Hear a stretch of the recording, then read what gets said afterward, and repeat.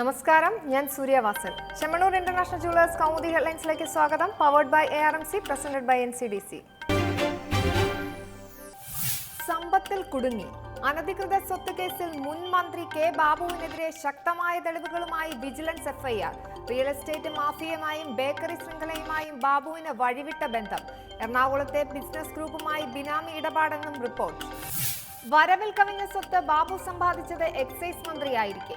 തേനിയിൽ 120 acre ഭൂമി മൂത്തമകളുടെ ഭർത്താവിന്റെ പിതാവുമായി ചേർന്ന് ബിസിനസ് നടത്തി. ആ കാലയളവിൽ 45 ലക്ഷം മുടക്കി വാങ്ങിയ ബെൻസ് കാർ ബാർകോഴ കേസിനെ തുടർന്ന് വിറ്റു. മൾട്ടി സ്പെഷ്യാലിറ്റി ഹോസ്പിറ്റലിൽ പങ്കാളിത്തമുണ്ടെന്നും ആരോപണം.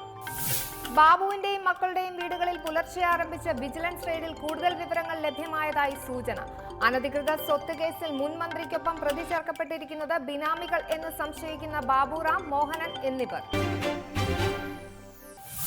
മുഖ്യന് മറുപടിയുണ്ട്.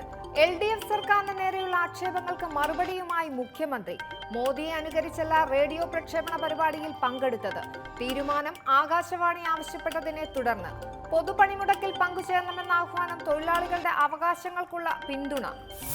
ഓഫീസ് സമയത്ത് ഓണാഘോഷം വേണ്ടെന്ന് പറഞ്ഞത് സദുദ്ദേശത്തോടെ. പ്രസ്താവന മാധ്യമങ്ങൾ വക്രീകരിച്ചു. സർക്കാർ ചടങ്ങുകൾക്ക് നിലവിളക്ക് കത്തിക്കണമോ എന്നത് ഗൗരവമായി ചർച്ച ചെയ്യേണ്ട വിഷയമല്ല.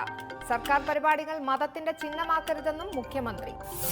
100 ദിവസം പിന്നിടുമ്പോൾ സംസ്ഥാനത്തെ ക്രമസമാധാന നില ഭദ്രമാക്കാനും വിലക്കയറ്റം തടയാനും ഫലപ്രദമായ നടപടി സ്വീകരിച്ചതെന്ന് പിണറായി.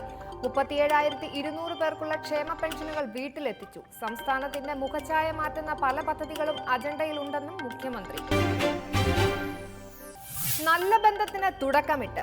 ഉഭയകക്ഷി ബന്ധം മെച്ചപ്പെടുത്തി ഇന്ത്യയും വിയറ്റ്നാമും. പ്രധാനമന്ത്രി നുയാൻ സാൻ ഫുക്കുമായി മോദി നടത്തിയ കൂടിക്കാഴ്ചയിൽ ഒപ്പുവെച്ചത് 12 കരാറുകളിൽ.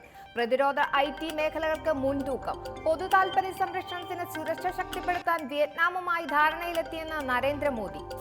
ഇന്നലെ വൈകിട്ട് വിയറ്റ്നാമിലെത്തിയ പ്രധാനമന്ത്രി നാളെയും മറ്റന്നാളും നടക്കുന്ന G20 ഉച്ചകോടിയിൽ പങ്കെടുക്കാൻ ചൈനയിലേക്ക് പോകും. ഞായറാഴ്ച ചൈനീസ് പ്രസിഡന്റ് ഷീ ജിൻപിങ്ങുമായി മോദി നടത്തുന്ന കൂടിക്കാഴ്ചയിൽ ഇന്ത്യയുടെ NSG അംഗത്വവും നയതന്ത്ര ബന്ധത്തിലെ അഭിപ്രായ ഭിന്നതകളും ചർച്ചയ്ക്ക്. താഴ്വരയിലെ ശാന്തിദൂത്. കാശ്മീർ സംഘർഷങ്ങൾക്ക് പരിഹാര ശ്രമവുമായി സർവകക്ഷി സംഘത്തിന്റെ സമാധാന ദൗത്യം നാളെ. സന്ദർശനത്തിനു മുന്നോടിയായി ഡൽഹിയിൽ ആഭ്യന്തരമന്ത്രി രാജ്നാഥ് സിംഗിന്റെ അധ്യക്ഷതയിൽ ഉന്നതതല യോഗം. ദൗത്യ സംഘത്തിൽ വിവിധ കക്ഷി നേതാക്കളും ഉദ്യോഗസ്ഥ പ്രമുഖരും. കാശ്മീർ ദൗത്യത്തിന്റെ ഭാഗമായി വിഘടനവാദികളുമായി ചർച്ച വേണമെന്ന നിലപാടിൽ CPM. താഴ്വരയിൽ ആരുമായെല്ലാം ചർച്ചയാകാമെന്ന് ഇന്നത്തെ യോഗത്തിൽ തീരുമാനമാകും. 1.5 മാസത്തിനിടെ 70ഓളം പേരുടെ മരണത്തിന് ഇടയാക്കിയ സംഘർഷങ്ങൾക്ക് ശേഷം കാശ്മീരിൽ കർഫ്യൂ നീക്കിയത് കഴിഞ്ഞ ദിവസം. ഇന്നത്തെ സ്വർണം വെള്ളി നിരക്കുകൾ.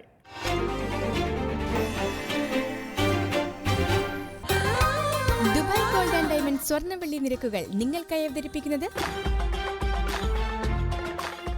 Dubai gold and diamonds, India, UAE, Oman, Bahrain.